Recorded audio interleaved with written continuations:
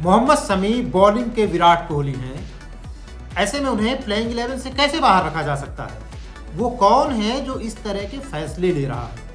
यह बात मैं नहीं कह रहा, ये सब तो भारतीय दिग्गज हरभजन सिंह के हैं, जिन्होंने स्टार स्पोर्ट्स पर वर्ल्ड कप की कमेंट्री के दौरान यह बात कही। और शमी को लेकर के यह बात कहने वाले अकेले हरभजन सिंह ही नहीं हैं, बहुत सारे एक्सपर्ट हैं, क्रिकेट के दिग्गज हैं, क्रिकेट के फैंस हैं जो इस तरह के सवाल कर रहे हैं। वर्ल्ड कप फाइनल्स के हीरो गौतम गंभीर ने भी लगभग यही शब्द दोहराए हैं और उन्होंने इसके साथ ही एक सवाल और जोड़ दिया है। गंभीर ने तो यह भी पूछ लिया कि जब हार्दिक पांड्या इस प्लेइंग 11 में लौटेंगे, जो कि लगभग तय है कि चोट से ठीक होने के बाद, यानी जैसे ही वो फिट होते हैं प्लेइंग 11 में उनका लौटना तय है, तो वो कौन सा खिलाड़ी होगा जो इस प्लेइंग 11 से बाहर होगा? उनका इशारा कहीं ना कहीं शमी की ओर है कि क्या भारतीय टीम अब भी शमी को बाहर कर सकती है?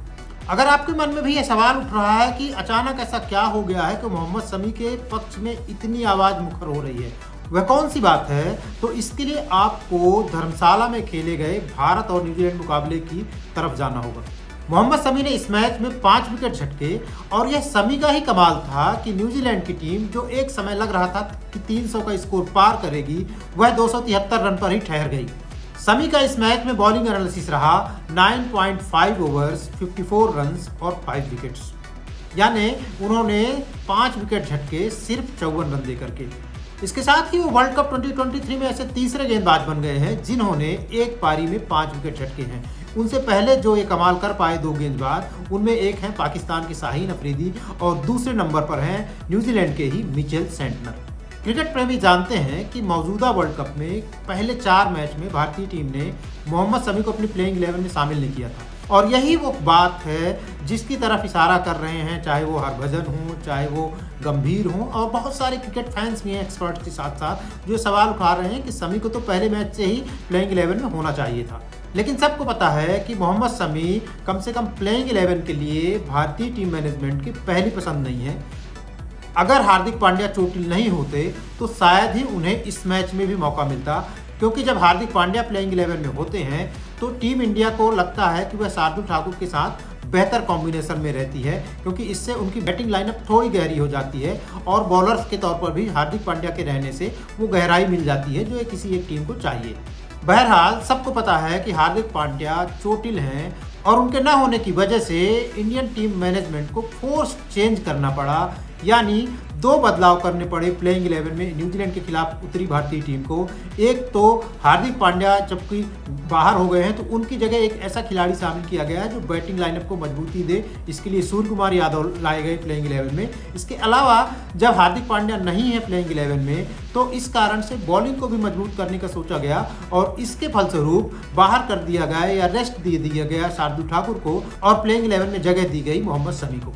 33 साल के शमी ने इस मौके को दोनों हाथों से लपका और यह बताया कि क्यों उनका टीम में रहना जरूरी है, प्लेइंग 11 में जरूरी है। शमी ने इस मैच में अपनी पहली गेंद पर विकेट लिया और वो यही नहीं थमे, उन्होंने इस मैच में 5 विकेट झटके। अपने इस प्रदर्शन के बाद ही मोहम्मद शमी ट्रेंड होने लगे और सोशल मीडिया से लेकर के तमाम लोग यहाँ वहाँ जहाँ भी उनके क्रिकेट फैंस हैं, मैच देख रहे हैं, वो ये कह रहे हैं कि शमी इस वर्ल्ड कप टीम के लिए भारतीय टीम के प्लेइंग 11 में होनी चाहिए। भारत को अगर वर्ल्ड कप जीतना है तो उनकी ज़रूरत है प्लेइंग 11 में।